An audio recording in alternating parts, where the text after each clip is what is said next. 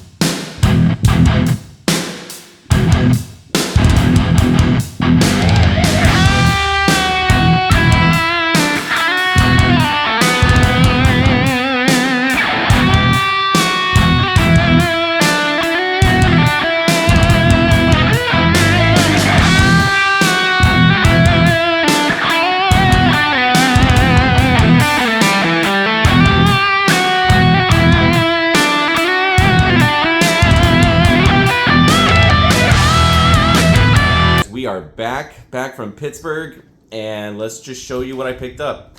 Now, as far as music goes and as record stores and everything, there is quite a few record stores in the town. However, when you think of Pittsburgh, there's always one record store that everyone talks about, and that is Jerry's Records on Squirrel Hill. It's, I think they still have the record. Of course you have Bananas in St. Petersburg, Florida for one of the largest collections of vinyl records in America, but I think Jerry's still had the title for quite a while for largest volume of records and record store in America. So, now I will say this. It is an insanely large vinyl record store, and there are just so many little cracks and divots and places to get lost in, and they really do have just an infinite amount of everything for every genre except for heavy metal.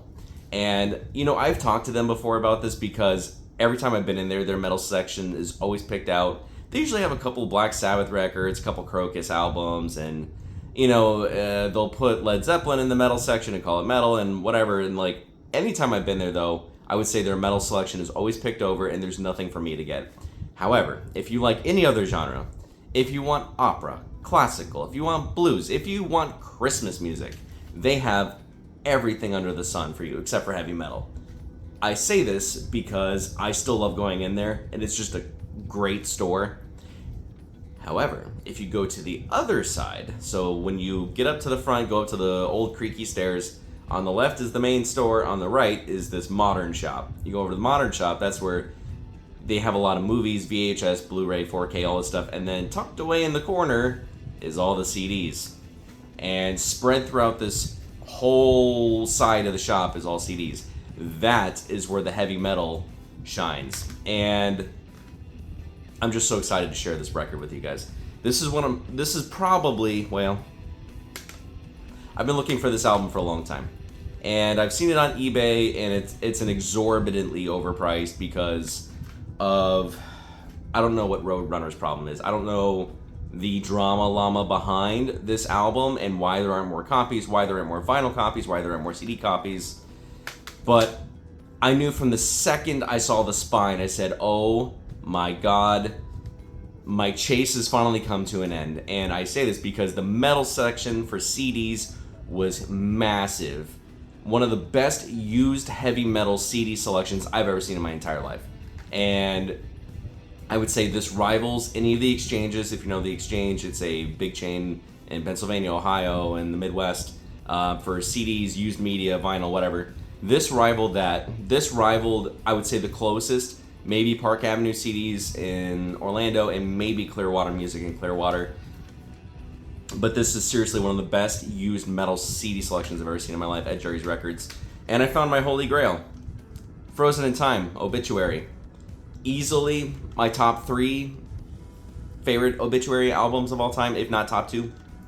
And I can't find it anywhere, man. I've seen it on eBay, I've seen it on Discogs, and it's always a small fortune to want to buy it. And I was like, you know what? Maybe I'll get lucky one day and find this in the wild. And I did. So thank you, Jerry's Records, for helping me complete my Obituary collection. This was literally the last CD I needed to complete my Obituary collection, and it's one of my favorite Obituary records.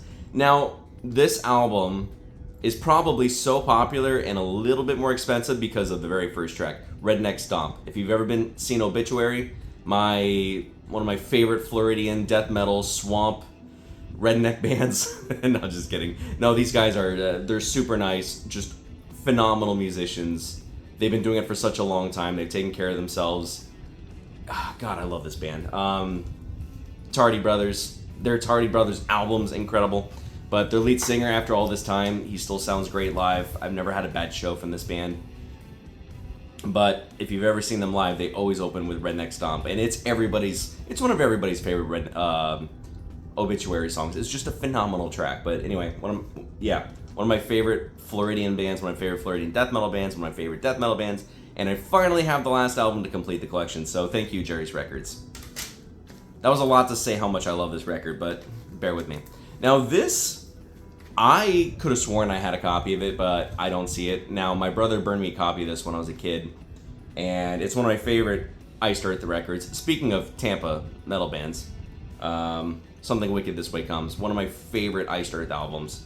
Now this did end up getting, repressed and redone. Obviously, we've had numerous vocalist lineup changes. I would have to say, man, I mean, this is up there though. This is definitely one of my favorite Iced Earth records, next to Horror Show, which we'll talk about here shortly. And this album just blew me away from the very first time I played it. Now, the original, I would still say, is my favorite out of all of them. They did some stuff where they redid it and they redid it, and you know what, you really can't beat the original. But this would be actually pretty cool to find on vinyl one day. Now, Iced Earth has gotten quite a bit of their records redone, and John Schaefer, and he's the head honcho, man. He's the face of this band, because we've had numerous lineup changes and lead singer changes, and obviously Schaefer and whatever, stuff that happened, and I mean, it is what it is. It's fine. If you heard about the whole January 6th thing, and then John Schaefer was there, and then he had to go under protective custody and witness security, and holy crap, I mean, all the stuff that happened after this. And I mean, he actually did a pretty cool interview just recently. I mean, obviously he's done with witness security, and he's doing his own thing, and he's trying to, I don't know, it's interesting to see what's going on with Iced Earth now and him, and whether this project is going to continue. But I mean, I don't know, I'm still hearing about January 6th stuff, and yet we don't hear about anything else that's going on, so it's crazy. And just a phenomenal band, phenomenal record. I was introduced to this band as a little kid by my brother Richie, and I think the very first time I heard this band was before this, and I would have to say their second album was the one my brother introduced me as a kid, and I think we still had cassette tapes in the car at that point, in his old, no, this was before the Dodge. Anyway, I didn't have a hard copy of this, but what I did have was a burned copy of this from my brother, so it was pretty cool to be able to pick this up and see this once again.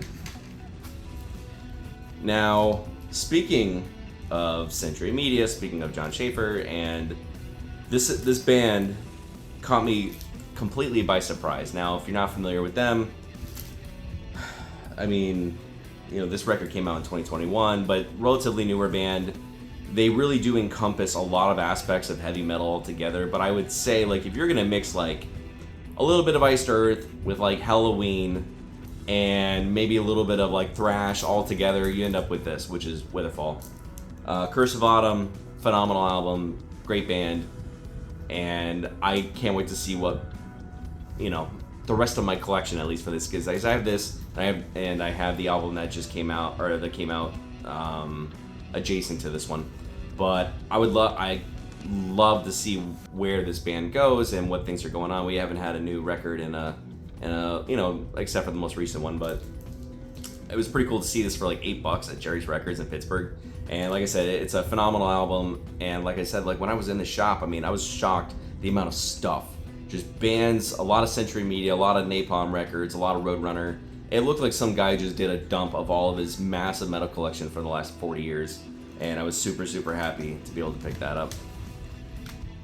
Now, something a little bit different. I did not realize this existed because I'm familiar with the Arch Matheos projects and all that, but 2-song EP wasn't too familiar with. It was like $7. I mean, it wasn't like the end of the world, but phenomenally talented. Obviously, if you're familiar with Fate's Warning, but this is John Arch. This is A Twist of Fate. I had no idea this like 2-song EP was even a thing, because I mean, I'm familiar with a lot of the other side projects that came out of Fate's Warning, right? So you have Arch Matheos, you have A to Z. I mean, there's, I would say, as far as the spin-offs of the big four of progressive metal, this band has probably had the most spin-offs out of any other band I could think of. Just from the lead singers, guitarists, and everyone else that's done all these other projects. If you haven't, check into the background of this band and look at how many amazing side projects they've done. Unfortunately, this band is no longer with us. Long Day, Good Night, their last album, it was okay. I don't think it was a strong finish for one of the greatest progressive metal bands and the most influential bands that we've ever had. and I love Fate's Warning, but I would say their last album ended up being my least favorite. I would say there's a couple really good tracks on there, but it was not what I wanted from a finishing album. So anyway, John Arch, 2-song EP, $7, not bad. Really excited to have this in the collection though, just to have another piece of like Fate's Warning, because I did not even know this existed, so it's something new I can listen to. Now, do I already own this? Yes. Did I want it anyway? Also yes. Rest in peace to one of my favorite bands of all time, Candlelight Records era, doom and gloom, melodic death, a little bit of everything. This is No Reply from Daylight Dies. And they just broke up. I made a whole video about it. I'll post that down below. One of my favorite bands of all time. Rest in peace, man. I just wanted to have it. I was like, I already have a copy of it, and this one's a little bit cleaner. The CD's a little bit nicer than mine, which is kind of beat up. But super happy to have this, especially for $5. It's a phenomenal EP, and it actually, I mean, there's enough tracks on there for it should be just considered a full length. And I think this is like their, because you obviously have their first EP, which is incredible, and there's only one song off of that which was translated over to No Reply. But then you have this, which is basically a full length album. And I think my apologies, this may even actually be considered a full-length album. But phenomenal band, phenomenal album itself. There's some really, really, really, really great tracks on here. In the Silence, Unending Waves, if I were to pick two just to go for it. And, I mean, like I said, Candlelight Records, doom and gloom, melodic death metal, some beautiful soaring guitar work. Thanks to Bar Gambling from their lead guitarist, plays in ESP. One of the original people that ever influenced me to try and pick up a guitar and try and learn is because of Bar. Or Barry, my apologies, I don't know how you pronounce it. It's B-A-R-E, but I don't know if he goes by Barry, if he goes by Bar, but I've been listening to this band for a long time, and I decided to have another copy of that, so I was pretty excited about that. Jerry's Record sticker, like I said, Pittsburgh, Pennsylvania, great record store. This was an interesting pickup. And the reason I say this is because I've never actually seen this in the wild, but we're going to get back to that because I actually picked that up from a different store. Also, Future Zone, Pittsburgh, PA.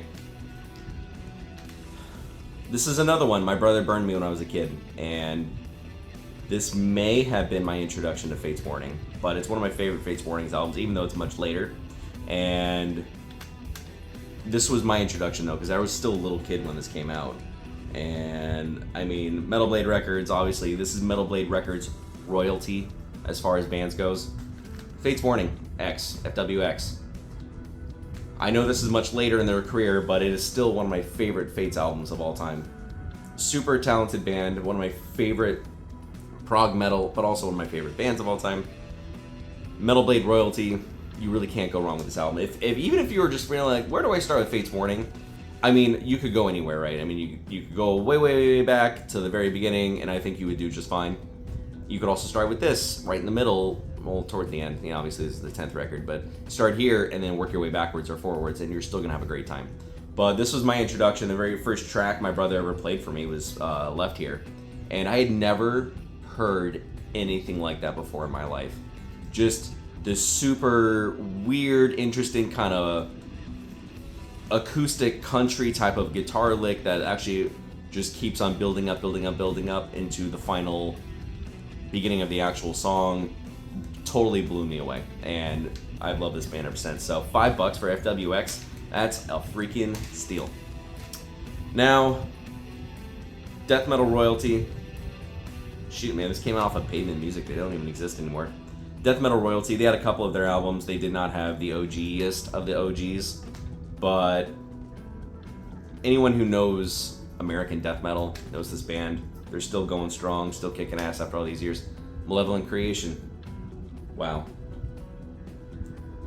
This is an insanely heavy record, but this is Manifestation by Malevolent Creation.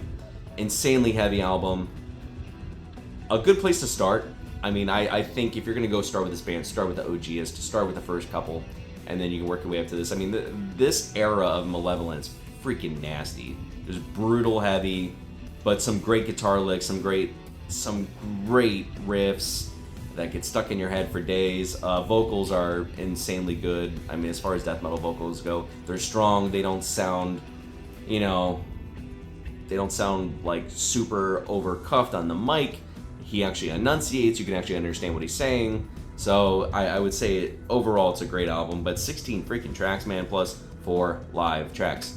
So again, death metal royalty, Malevolent Creation did a great job over at this shop. Now this one I ended up actually getting when I came back to Florida. I went back to visit Rob over at 518 Underground. He's over in Melbourne, Florida, and that's just a great shop. Anytime I'm driving up and down the coast, I stop over there on O'Galley to 518 Underground, pick up music from them. They've always had good stuff.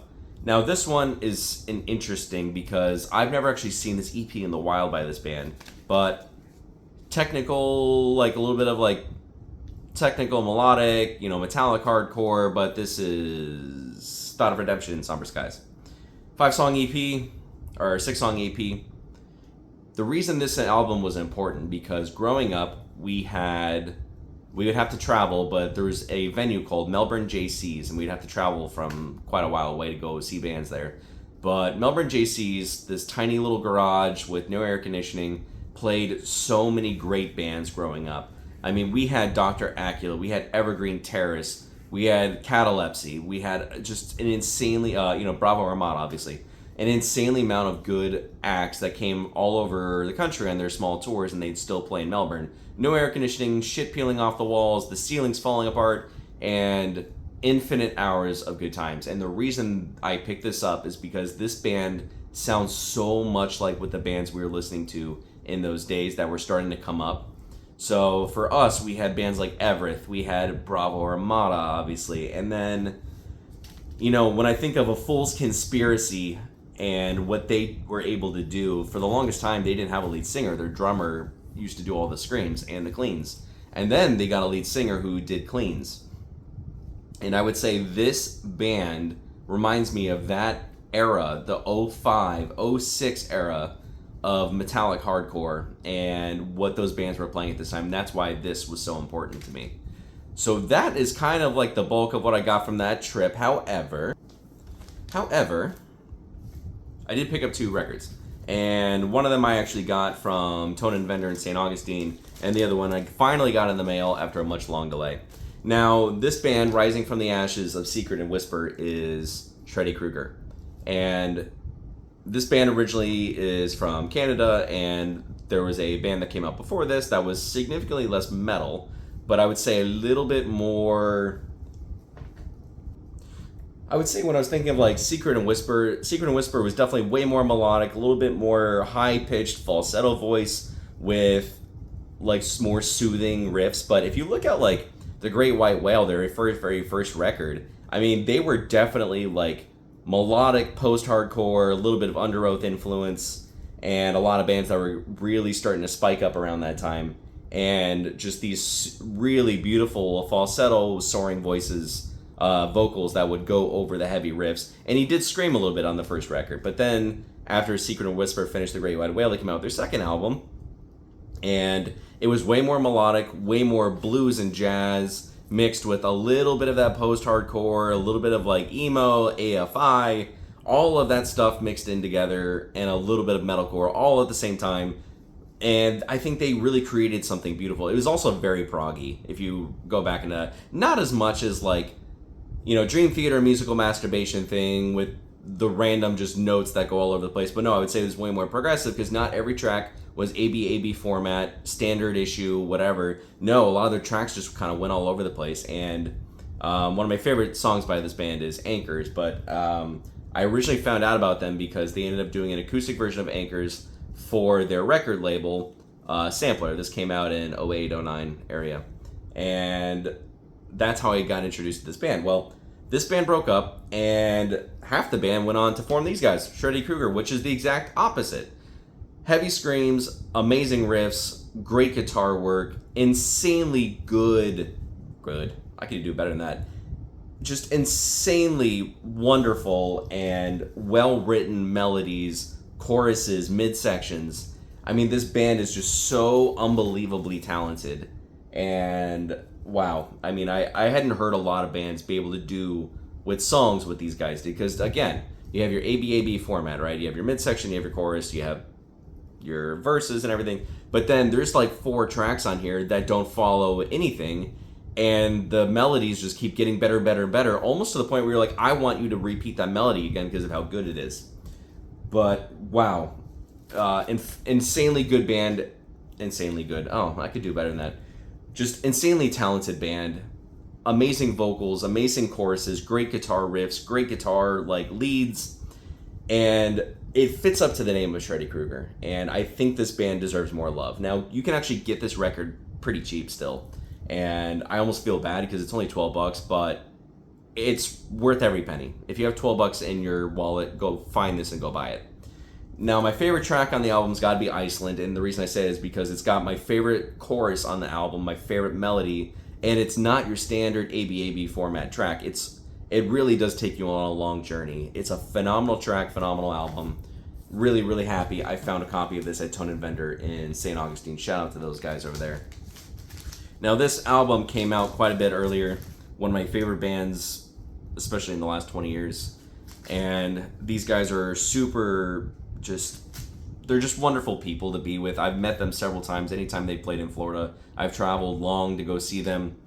And, they're not signed right now. I don't know if the plan is for them to get signed because of how they're doing things. Right now, they're very DIY, and they're doing an amazing job at it. By far, one of the most successful DIY bands that I've had the pleasure of meeting, hanging out with. Every time I see them, I bring in my CDs. They sign everything for me. This band has got me through a lot of stuff, so a lot of hard days. And I've told them that. I'm like, your music has got me through some like the worst, relatively speaking, some of the worst times in my entire life. So thank you for what you guys have done for me writing these music. And John, the lead singer, you have Mike, who's on guitars, and then you have Meredith, who is their drummer. She also does cleans. Just wonderful people. Wonderful band, super talented, super angry, super pissed. This is Victims, and this is Pain Processing 2, their newest EP. Now, there was a problem with the plant, so this took forever to come back, but this is part 2 of 2 of their Pain Processing EP series. The first one, their Blue record, which of course is Pain Processing 1. Also brutal and heavy, but had a little bit more melodic stuff going on, especially with Meredith doing cleans. This has a little bit of Meredith doing cleans and some rapping, which is pretty cool. Very like Chicago-ish type hip-hop influence into their work sometimes. And then the final track with guest vocalist doing cleans. He's actually done some of their clean stuff in the past, Gutierrez. But this is Victims, Pain Processing 2, one of my favorite bands. Super, just wonderful people. Great band, great music. Angry, pissed, melodic, a little bit of hip-hop influence in there. Really just punchy, bouncy. The lyrics are so unbelievably dark and brutal when you really listen to them, but if you listen to like their stories with the band and then Meredith, what she's been through, I mean, the poor girl has cystic fibrosis, and she's been hospitalized a couple times. She's been through it, man. She's been through the ringer, so you can feel that coming out in the lyrics. And John's a phenomenal singer, and I love his just highs, lows. He's doing growls now, a little bit of pig squeals, and I love what he's doing with what this band is doing. And yeah, these guys deserve a lot more recognition. I like this DIY approach that they're doing with no record label. I personally love it. It is harder for a band, I'm sure, but I like that they've never sold out. They've never changed who they are as a band. They've only gotten better with age. They've only gotten more talented and better at their craft. I mean, they started like a long time ago. I mean, if you think about it, Volume 1 all the way through Volume 5 and then Pain Processing 1 and 2, back-to-back albums. So if you can, and you have a couple dollars of scratch left, and you like them, you play them on Spotify and you enjoy them, support them. Meredith sends everything out herself, so anytime you order something, it comes out from Meredith. These guys put in so much work into this band, and I love everything that they're doing. So thank you, Victims, for the tunes throughout the years. I can't wait to see where the journey takes you next. I know DIY must be brutal as a metal band, especially in today's day and age, but I wish you guys nothing but success. All right, guys, so I think that's enough ranting from my end, but it was a wonderful trip to Pittsburgh, and then obviously coming back to St. Augustine, visiting Rob over in Melbourne, Florida, and I hope you guys are doing well. Hope you guys are taking care of each other. I got a couple more videos coming up, and peace.